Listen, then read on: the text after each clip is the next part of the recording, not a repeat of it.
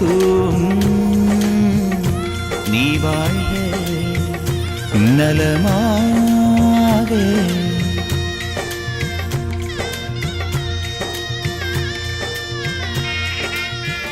தெய்வீக சக்தின்னு உணர்ந்தாங்க.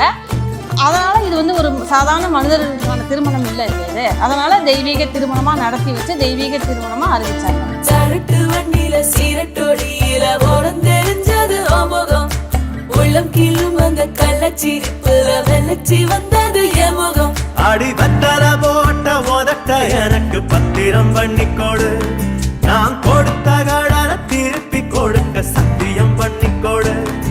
என் ரத்தம் சூடு கொள்ள 10 நிமிஷம் தான் ராசாத்தி. அடிக்கோ 10 நிமிஷம்